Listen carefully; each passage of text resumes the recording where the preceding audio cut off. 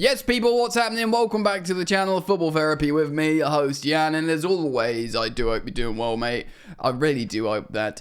And yes, welcome back to, I suppose, Chelsea news / we'll build a lineup for the Ipswich game tomorrow. Of course, I'm recording Sunday the 29th. We play Ipswich on the Monday. A team that hasn't done so well at home. Of course, we're playing away at their gaff. But they haven't been complete walkovers. They look like a serious football team. They got a couple of good players. One being Delap, Liam Delap, who we'll speak about a little bit. And of course, they've got Amari Hutchinson, who came from us, who was a record signing. But I also want to speak a little bit about strikers today as well. You know, we've been linked with Delap. Maybe look at some of his stats. We haven't done that for a while using X value. So I want to look at him and Isak, because of course there was an article yesterday coming out about Isak, Newcastle wanting more than 150 million pounds. Yeah, like, he's probably like the one, like even over the Victors, the Osimhens and the Gyökereses. Isak's the one that, like, yeah, I can do this in the Premier League, no problem, mate. So I get it, but Jesus Christ. So we'll read a little bit about that as well. And yeah, we'll build a lineup. We'll look at the stats of both those strikers for a little bit of fun. Because I like to have fun here with you guys. Fun! It's all about fun, isn't it? Yes, housework. Thanks for liking this video. It supports the content. That's very kind of you. You never like it, do you? Do you? Like it. Thank you. And if you do want to subscribe, then I recommend you do, because we have fun. Alright, mate, so yes, since I learned to speak English, did a video yesterday, Fabrizio Romano has confirmed that Chelsea are monitoring Liam Delap. Of course, we're looking at him as a potential striker.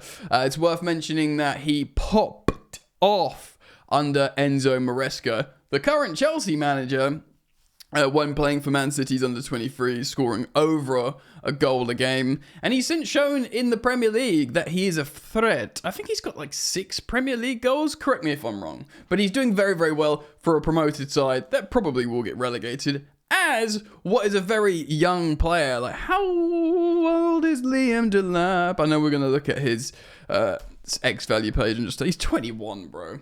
He doesn't turn 22 until February the 8th. He is a child. He looks like a man. He's built like a man. He walks like a man. But he is absolutely, like, yeah, he's got his best years in front of him. So really, really exciting stuff there. So we'll look at his stats. We'll also look a little bit at Isak, because Chelsea are interested.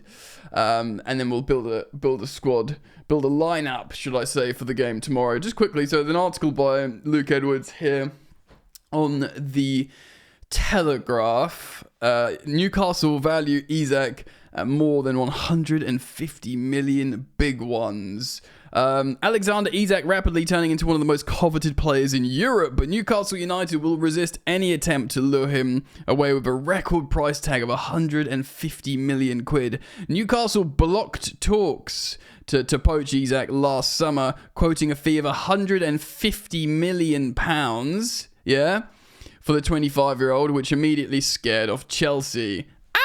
Scared off me as well, mate. Trust me, for that money. With 3.5 years left on his contract, which Newcastle may well look to extend at the end of the season, the asking price will not be lowered. The world record fee for a transfer is Neymar's £198 million, moved from Barca to PSG, while the record outlay for a Premier League club is Chelsea's £106 million for Enzo Fernandez. Incorrect!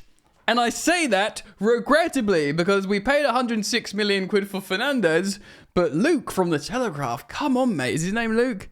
Yeah, just Luke Edwards. Look over one position. We paid 115 for Caicedo. Remember, Liverpool had 111 million pounds agreed, so it wasn't just us willing to pay a record fee in the Premier League. Liverpool wanted to as well, but they didn't, we did. And you know what? He looks mustard, so whatever. Yeah, apparently Isak wants, is it Isak that wants a new contract? I was hearing about a striker. It must be him, because John Duran's just signed a new one. I wonder if Isak will be happy with Newcastle, because he will know he's sick. He will know he's good. He will know he's excellent. Will he be happy just chilling at Newcastle and extending a new deal and waiting until they get a buyer for 150 million? Do you want to price yourself out of a transfer to a club where you'll be winning titles? No disrespect to Newcastle, they're very competitive, they've got a great fan base, etc. And I'm not saying Chelsea as well, because, I don't think Chelsea's a sideways move at the moment, but Chelsea I still think Chelsea are more likely to win titles than Newcastle at the moment, purely because of the squad quality. Yeah. But maybe he'll be thinking, La Liga giant, Bayern Munich, I don't know, Juventus. So one of these clubs he'll be looking at maybe. Do you want to, at 25 years old, do you want to price yourself out of a move to one of these potential, or do you, run your contract down for another 12 months? Say, yeah, I'll play for Newcastle, but I'd like to go at some point if you could sell me. And then that 150 has to come down, baby. It depends as well. I don't know how strong Newcastle's situation is in financial fair play. Yeah. So maybe they're in a little, if they don't qualify for Champions League, I don't know, if they need to buy a couple of players, maybe someone waves 100 million at them at some point and they go, all right, I'll take it. Of course, we know the likes of Victor Osimhen will be available for less than all that. Yeah. I think Gyökeres will actually go for less than 100 million as well, maybe like 80-ish. These guys are high profile, exciting strikers, of course. Victor Gyökeres scoring in the Champions League, everyone knows who he is. But there is this just element of Isak at the moment scoring hat-tricks in the Premier League, just looking absolutely awesome, showing that he can do it at this level. So let's do some stats stuff, shall we?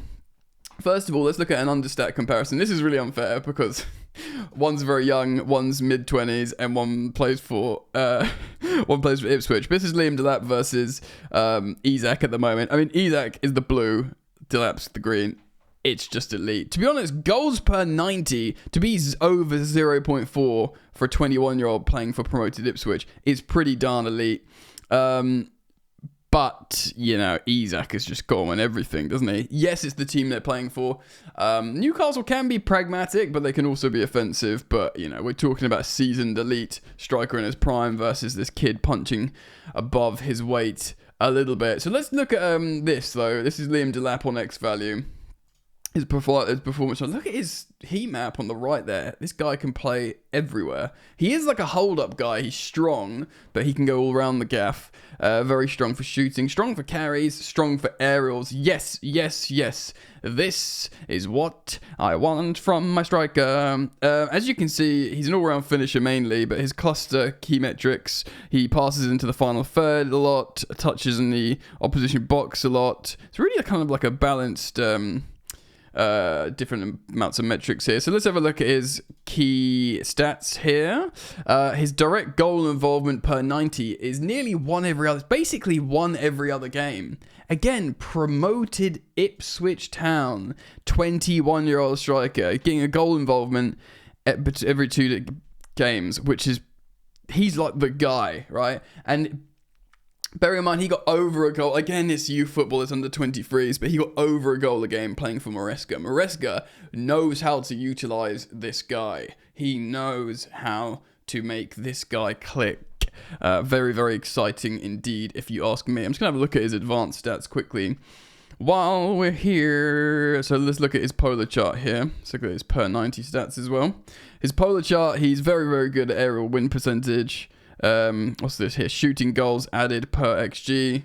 But he takes a lot of shots. His expected offensive value added is strong. He's very good. Look how, very strong with XG. Again, he's in the top 9% despite playing for Ipswich. Top 8% for non-penalty XG. Very strong. Expected value added is very strong. 88 percentile. Obviously, he's not going to be much on progression. So, his stats considering he plays for Ipswich is very, very strong. And you marry that with the fact how Maresca knows him, he knows Maresca. It actually becomes a very, very alluring transfer indeed. And the fact that Chelsea already have a relationship with Ipswich Town from the Amari Hutchinson loan, and then transfer. It was their record transfer, by the way. It makes you think, maybe. Of course, Isak is a gunman. Yeah, very, very strong. It's got that Star Trek performance chart, which often means very, very good. You don't get recoveries from centre forwards like that. Again, mobile finisher, kind of similar. Look at the heat map as well. Kind of similar players. Although Isak is like the one. So let's have a look at his stats a little bit here.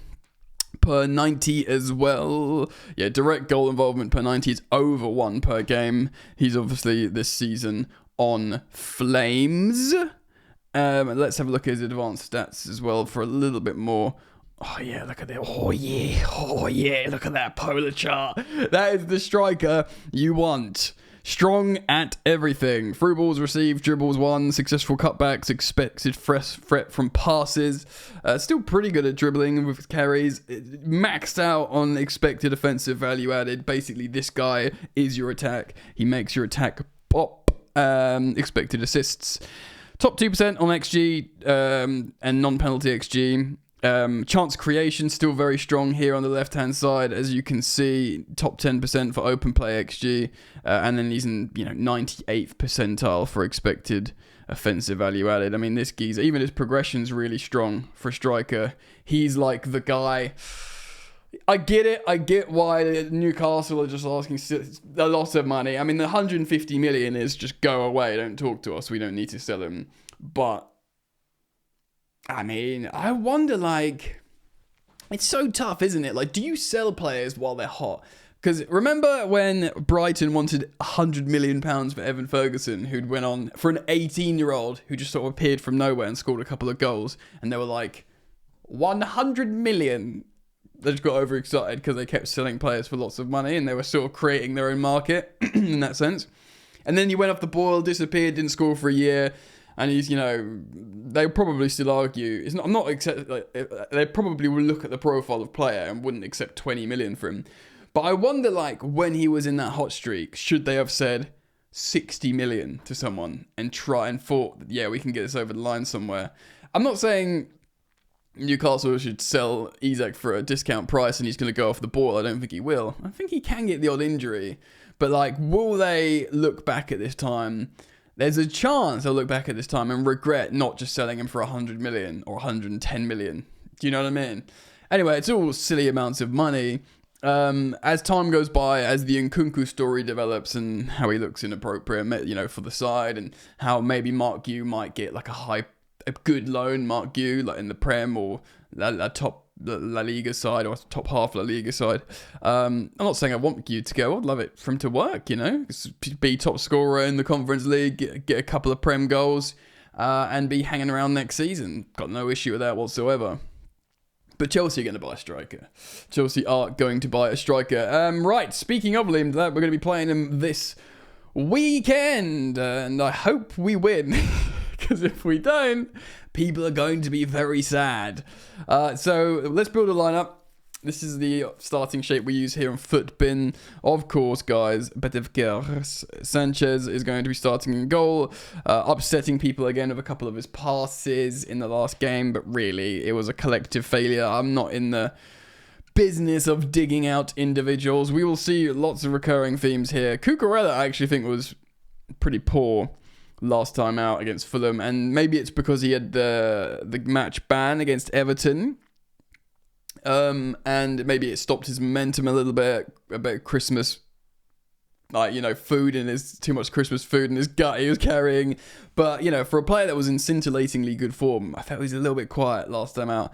So hopefully he finds his way. Levi Colwill, he'll be playing as well. I mean, it's going to be Tosin, isn't it?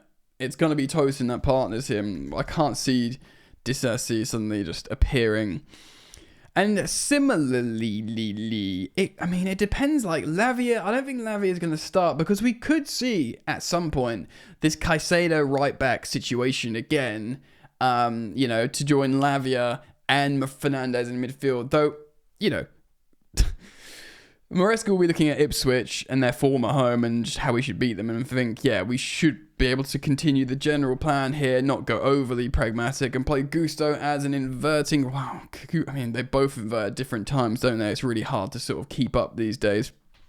So we'll be keeping strong lineup still, of course. Enzo Fernandez being one of the few players that has consistently and continually played well, and of course, Caicedo has as well, but Fernandez has ascended into better form. Now, Palmer scored a wonder goal last time out, so he will start. He is our superstar, but he's sort of not been influenced. Look at all these cards, bro.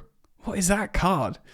He hasn't been influencing games like perhaps we've wanted him to, massively. But, yeah, I mean, he's going to play. He's going to start, isn't he? And so is Nico Jackson up top, who, again, always been playing generally well. Maybe he was a little bit more quiet last time out.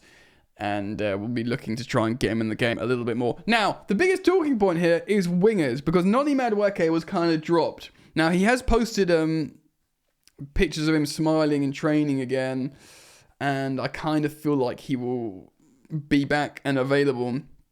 Neto was a threat in the game against Fulham, but he was also kind of erratic and crazy and gassed himself out and got booked and wasn't great on the equaliser. Because, you know, like even Sancho didn't do much that game. So you could start... Look, basically what I'm saying is I think Noni's going to get a start. I think Noni's going to get a start on the right wing. But that doesn't mean I know what's going to happen on the left. Because it could be Neto and it could be Sancho. I mean, Neto, even if he doesn't start, he will play. He'll come off the bench. I mean, it feels like Neto will start, but I kind of want to see Noni and Sancho just given a crack, even though I think Neto on form is our best and most effective winger. So it's kind of like, I'm trying to like convince myself. I'm going to say, hold on. We're not going to rely on transitions. So yeah, it's going to be Sancho, I think. We're not going to be relying. Ooh, hello. Look at that card, 90. Yeah, that's what I think. And it will definitely see substitute appearances from Neto if he doesn't start. He probably will. We'll almost certainly see. I don't know. I mean, Nkunku. But I was just thinking, like, are we ever gonna see Joao Felix? I mean, you could, because he's listed as a left winger on this freaking game. You could see Joao Felix, and then if Cucurella does actual overlaps and not underlaps, Joao Felix kind of playing inside. Remember, it's not me. It's Maresca saying you will see them both play on the pitch together at some points, but it depends on the balance in the team. This could be that game. Chelsea fans are all calling out to see Joao Felix. I see on the social media. Maybe this is an opportunity to see that. I mean, at the very least, I'd like to see him come off the bench because it's getting a little bit silly now. And he's good, mate. He's good. He's sure good at balance and tactics and stuff, but he's good enough to just come off the bench and affect games. Surely. Don't call me Shirley. Anyway, it is away from home. I do think they will score, whether it's a Hutchison for the narrative or a Delap or someone. I think they'll get a goal because everyone seems to be good for a goal against us. But I think we will rally and we will win. Maybe we'll get like an Enzo Fernandez goal when the captain's armband, like showing people, no, we're still here, we're doing this. Maybe a Nico goal and a Palmer goal. But I'm going to go for a 3-1 Chelsea away win. So let me know what you guys think. Comment down below. Leave your thoughts, feelings, emotions, musings. And as always, I'll thank you for supporting the content. Thank you for liking. Thank you for subscribing. And I do hope to see you back here soon. Peace.